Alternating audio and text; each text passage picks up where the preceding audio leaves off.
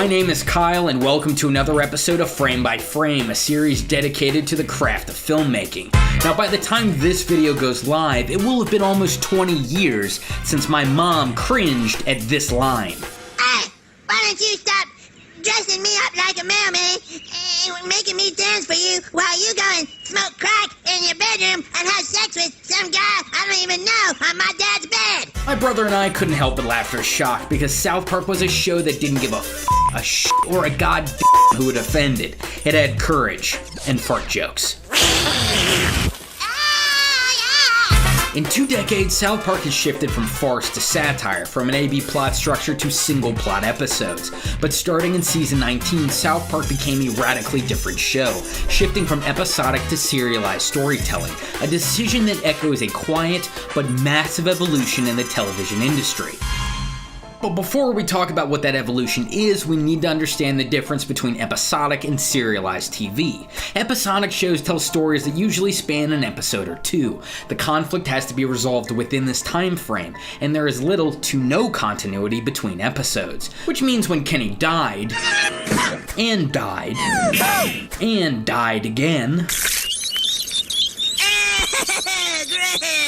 he could just reappear the next episode without question. Serialized shows, however, tell one story that spans the entire series. The central conflict is dragged out from one episode to the next, which demands continuity between stories. Each episode usually starts with a recap to orient the viewer and ends with a cliffhanger to keep them watching.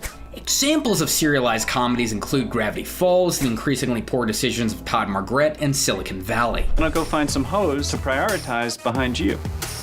Are you trying to say bros before hoes? It's sexist, but it's about friendship. Now, South Park used to be an episodic show. Each narrative, traditionally contained in one episode, was told using an A-B story structure. Take season 4's Fat Camp episode for example. In the A plot, Cartman is sent to Fat Camp. In the B plot, Kenny gets his own TV show called The Crazy Kenny Show. Both plots eventually intersect and resolve by the episode's end, albeit with 2 kids suffocating inside of a woman's uterus. Who was that? But sure, there were minor tweaks to this equation. Trey Parker favored single plots over this A-B story structure after the success of season 5 Scott Tenorman Must Die. The occasional 2 or 3 part episode broke this format as well. Overall though, that was episodic South Park, with the humor parceled out at about 5 jokes per minute. Now bite it off! Bite off the wiener! Get Pony! Oh no, Pony, he'll like that! That was until season 19, when South Park decided to do the unthinkable. Buckle up, buckaroo! Well, that. And it became serialized. Starting in season 19 and continuing now into season 20, South Park follows just one story, period. There's continuity not just between episodes, but seasons. So how has this choice changed the DNA of your standard South Park episode? Well, first, each episode's plot has to further the main story. Second, episodes tend not to end on moralizing monologues cushioned with a punchline like they used to. Instead, episodes now end as most serialized episodes do, with cliffhangers. I might be able to figure out the source of who told you last night. Get everyone back inside. If this girl really is that smart and funny, we might have another shot here.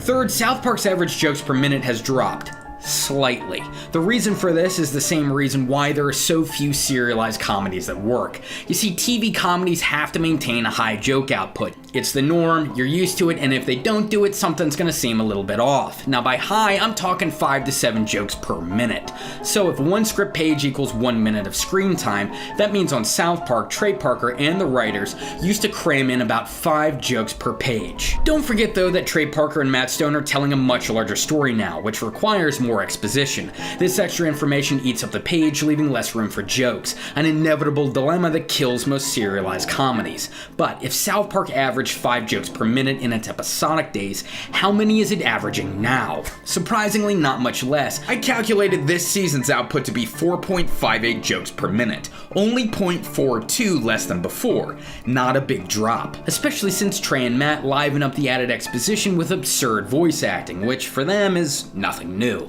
They took our jobs! They took our jobs! So we know how South Park's changed, but do we know why? Sure, no one wants to do the same job, the same person, or the same shtick for 20 years. It gets old. In South Park's case, though, I don't think it's that simple. You see, until recently, episodic shows were favored by networks. There's two reasons why. The first is that episodic shows have higher viewer adoption rates. They're just easier to get into. The second is that episodic shows are better suited for TV's afterlife, reruns. You don't need prior knowledge of an episodic show to enjoy or understand it. And since reruns are shown out of order, episodic shows are uniquely suited for syndication. That'll change, though, with the advent of DVR and streaming services like Netflix. Now viewers choose how and when they watch a show, which makes it easier for them to appreciate the complicated storytelling of a show like Breaking Bad or the self-referential humor of a show like Arrested Development. These aren't even birds. South Park is moving towards serialization for the same reason. The format isn't just more accessible due to the advent of streaming, it presents new storytelling opportunities. Of course, that means the show has to fundamentally change, requiring more exposition, cliffhanger endings, and the burden of continuity. Serialization may also kill South Park's ability to make timely satire. Who knows? My opinion?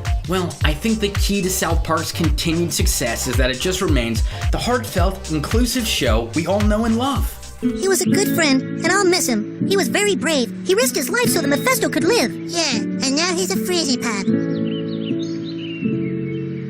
Dude, do you think if we hit him with a shovel he'd shatter? I don't know. Let's find out. Thank you for watching, ladies and gentlemen, and make sure to subscribe to this channel, Film Theory, for more fantastic film-related content. If you'd like to check out more Frame by Frame, click the frame to the left to watch an episode on Doctor Strange. Or if you'd like to check out a Film Theory episode on Rick and Morty, click the frame to the right. And until next time, my name is Kyle, and this has been Frame by Frame.